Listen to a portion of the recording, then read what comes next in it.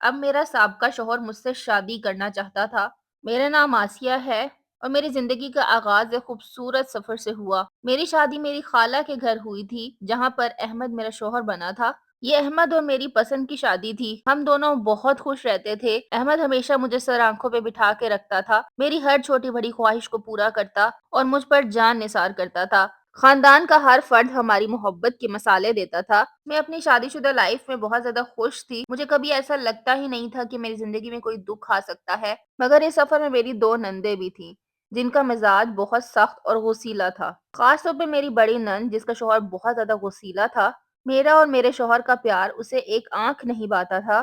میری بڑی نند کی آنکھوں میں حسد صاف نظر آتی تھی۔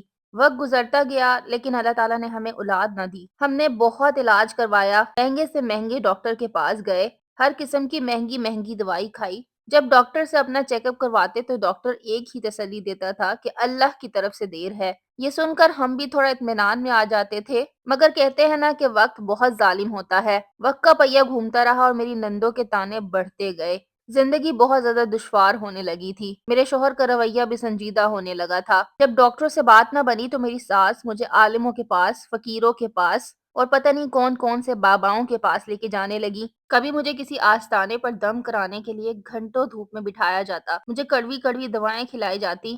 اب میری دماغی حالت بھی ان چیزوں سے خراب ہو رہی تھی۔ میں بہت زیادہ بیمار رہنے لگی تھی، سوچیں اتنی بڑھ چکی تھی کہ مجھے کچھ سمجھ نہیں آتا تھا۔ میری نندوں کے طنز تانوں میں بدل چکے تھے اور اب تو میری ساس کے لہجے میں بھی کڑواہٹ آنے لگی تھی۔ میرا ہنستا بستا گھر اب میرے لیے قید خانہ بن چکا تھا، جس کی ہر دیوار سے مجھے تانے سنائی دیتے تھے۔ اب میری نند کے پاس موقع تھا کہ وہ میری خوشیوں کو صحیح طرح سے آگ لگا سکے۔ اس نے مجھے کمرے میں بلایا اور مجھے کہتی ہے کہ اب تمہارا ٹائم آ گیا ہے کہ تم اپنے شوہر کو اپنی محبت کا ثبوت دو، اس کی دوسری شادی کروا کر، تاکہ اس گھر کو اس کا وارث مل سکے۔ یہ سن کر جیسے میرے پیروں کے نیچے سے زمین ہی نکل گئی، اور اب یہ باتیں روز ہونے لگی تھی۔ میری نندے اور میری ساس روز میرے شوہر کا مائنڈ بناتی کہ دوسری شادی کر لو۔ میں نے تنگ آ کر ایک دن اپنے شوہر کو کہا کہ ہم کوئی بچہ یتیم خانے سے لے لیتے ہیں، اسے اس کا گھر مل جائے گا اور ہمیں بھی دل لگانے کا ذریعہ مل جائے گا۔ اس پہ میری نند بہت زیادہ غصے میں آ گئی اور کہنے لگی کہ ہمیں اپنا وارث چاہیے، ہم اپنے بھائی کی جائیداد کو کسی اور کے حوالے نہیں کر سکتے۔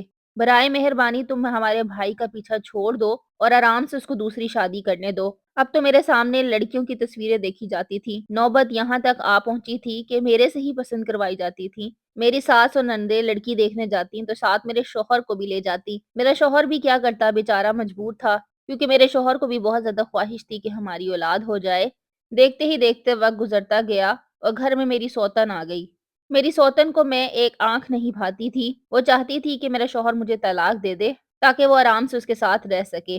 احمد جو کہ مجھ سے بہت زیادہ پیار کرتا تھا، شادی کی پہلی رات میرے کمرے میں آیا اور مجھے کہتا کہ میں مجبور ہوں۔ میں نے اپنے شوہر کو تسلی دی اور کہا کہ کوئی بات نہیں، ہم سب ہی اس چیز میں مجبور ہیں۔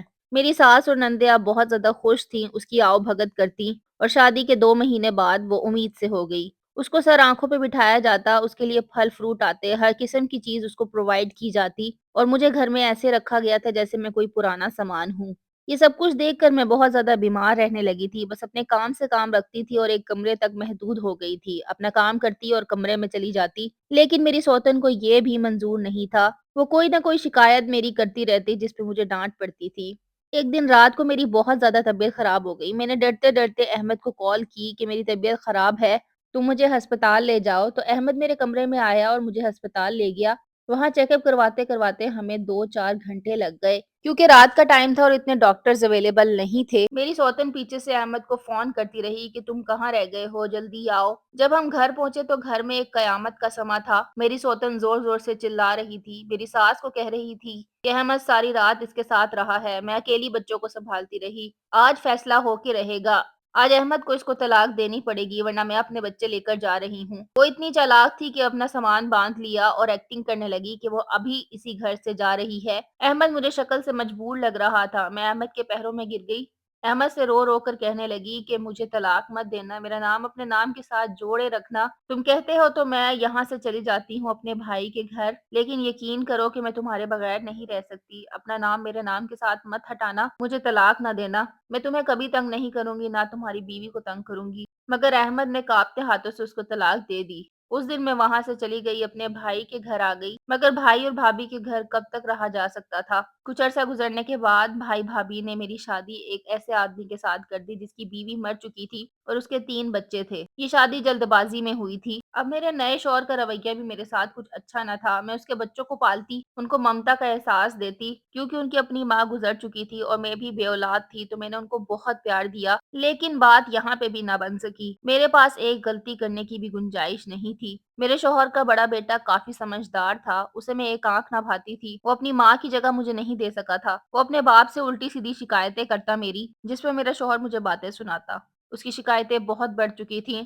वो मुझे मारता-पीटता और अब यहाँ तक बात आ चुकी थी कि वो मुझे तलाक दे दे। कुछ अरसा ऐसे ही चलता रहा, मैं उसकी मार खाती रही, लेकिन वक़्त बहुत ज़ालिम था। मैं उसकी मारें अब और ज़्यादा बर्दाश्त नहीं कर सकती थी।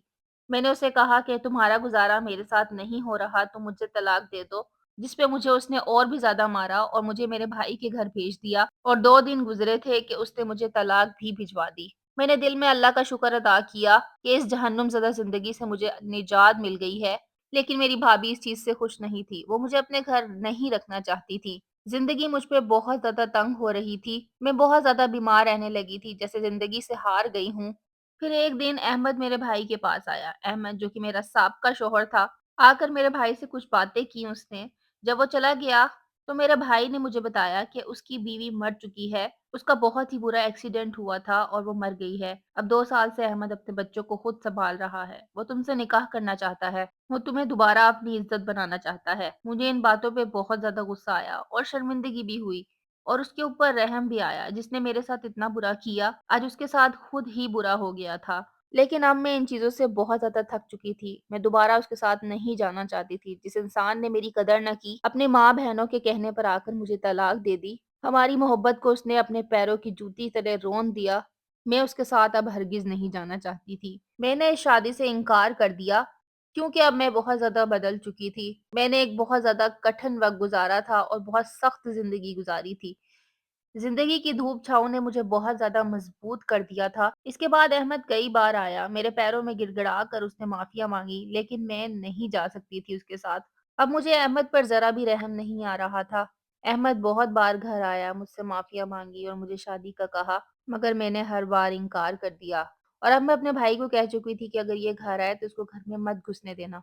अब मैं मोहल्ले के बच्चों को कुरान पढ़ाती हूँ और ट्यूशन्स भी देती हूँ। उससे जो भी पैसे बनते हैं मैं अपनी भाभी के हाथ में थमा देती हूँ, जिसकी वजह से मेरी भाभी का रवैया मेरे साथ अब नॉर्मल है। और ये ज़िंदगी की एक तल्ख़ हकीकत है कि औरत का कोई घर नहीं होता, उसको हमेशा ही सर्वाइव करना पड़ता है। अगर आपके पास भी ऐसी कोई कहानी है तो मेरे साथ ज़रूर शेयर कीजिएगा और इससे हमें ये मोरल मिलता है कि औरत का इंडिपेंडेंट होना बहुत ज़्यादा ज़रूरी है। उसको अपने डिसीज़न लेने आने चाहिए। आज के मॉडर्न दौर में वही औरत कामयाब है जो अपना खर्चा खुद उठा सकती है, अपने लिए खुद स्टैंड ले सकती है, वरना ये वक्त और ये लोग बहुत जालिम हैं। ऐसी मज़ीद वीडियोस देखने के लिए मुझे फॉलो कर लें और कोई अच्छा सा कमेंट या अपनी कोई कहानी आप लोग मेरे साथ शेयर कर सकते हैं। मैं उसे अपनी वीडियो में ज़रूर शामिल करूँगी। चैनल को ज़रूर सब्सक्राइब करें और वीडियो को ज़्यादा से ज़्यादा शेयर करें। मिलूँगी नेक्स्ट वीडियो में। अल्लाह हाफ़िज़।